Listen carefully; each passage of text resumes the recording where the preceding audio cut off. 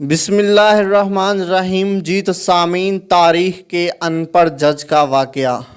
لوگوں کو انصاف دلانے کے لیے اعلیٰ تعلیم نہیں، جذبہ انصاف درکار ہوا کرتا ہے۔ اسی تفکر کے ساتھ تاریخ کے اوراق سے انگریز کال کا ایک انہونی واقعہ لیے حاضر خدمت ہیں کہ اس زمانے میں جہاں اعلیٰ تعلیم مفقود تھی، اخلاص اور جذبہ انصاف موجود تھا، جو آج کل کے دور تعلیم یافتگان میں مفقود ہوتا چلا جا رہا ہے۔ ابن بھٹکلی جسٹس بابا کھڑک سنگھ پٹیالوی، جس نے بھارت پر انگریز راج کے دوران قاتلوں کے ساتھ قاتل کے وکیل کو بھی پھانسی کی سزا سنائی تھی، کھڑک سنگھ پٹیالہ کے مہاراجہ کے ماموں تھے۔ پٹیالہ کے سب سے بااثر بڑے جاگیردار اور گاؤں کے پنچایتی سرپنچ بھی تھے۔ ایک دن معاملات سے تنگ آ کر بھانجے کے پاس پہنچے اور کہا کہ شہر کے سیشن جج کی کرسی خالی ہے، مجھے جج لگوا دے۔ ان دنوں کسی بھی سیشن جج کے آرڈر انگریز وائسرائے کرتے تھے۔ بھانجے سے چٹھی لکھوا کر کھڑک سنگھ وائسرائے کے پاس جا پہنچے۔ وائسرائے نے خط پڑھا اور پوچھا، نام کھڑک سنگھ، وائسرائے، تعلیم کھڑک سنگھ، تسی مینوں جج لانا ہے یا سکول ماسٹر؟ وائسرائے ہنستے ہوئے، سردار جی میرا مطلب قانون کی کوئی تعلیم بھی حاصل کی ہے یا نہیں؟ اچھے برے کی پہچان کیسے کرو گے؟ کھڑک سنگھ نے مونچھوں کو تاؤ دیا اور بولے، بس اتنی سی بات، بھلا اتنے سے کام کے لیے گدھوں کی طرح کتابوں کا بوجھ کیوں اٹھاؤں؟ میں سالوں سے پنچایت کے فیصلے کرتا آ رہا ہوں، ایک نظر میں چنگے بھلے کی تمیز کر لیتا ہوں۔ وائسرائے نے سوچا کہ بھلا کون مہاراجہ سے الجھے، جن نے سفارش کی ہے وہ جانے، اور اس کا ماموں۔ عرضی پر دستخط کر دیے اور کھڑک سنگھ جسٹس کا فرمان جاری کر دیا۔ اب کھڑک سنگھ پٹیالہ لوٹے اور اگلے دن بطور جسٹس کمرہ عدالت میں پہنچے۔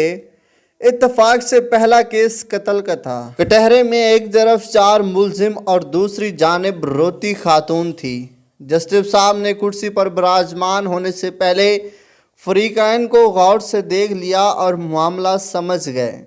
ایک پولیس افسر کچھ کاغذ لے کر آیا اور بولا، مائی لارڈ، یہ عورت کرانتی کور ہے، اس کا الزام ہے کہ ان 4 لوگوں نے اس کے شوہر کو قتل کیا ہے۔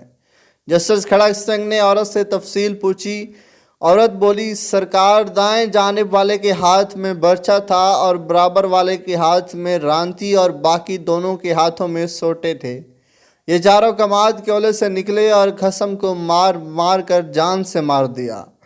جسٹس کھڑک سنگھ نے 4 کو غصے سے دیکھا اور پوچھا، کیوں بدماشو، تم نے بندہ مار دیا؟ دائیں طرف کھڑے بندے نے کہا، نا جی سرکار، میرے ہاتھ میں تو کئی تھی۔ دوسرے نے کہا، میرے ہاتھ میں بھی درانتی نہیں تھی، ہم تو صرف بات کرنے گئے تھے اور ہمارا مقصد صرف سمجھانا تھا۔ کھڑک سنگھ نے غصے سے کہا کہ جو بھی ہو، بندہ تو مر گیا نا۔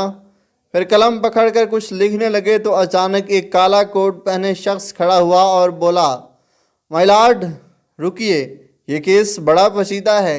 یہ ایک زمین کا پھٹا تھا اور جس زمین پر ہوا وہ زمین بھی ملزمان کی ہے، بھلا مقتول وہاں کیوں گیا؟ جسٹس کھڑک سنگھ نے پولیس افسر سے پوچھا، یہ کالے کوٹ والا کون ہے؟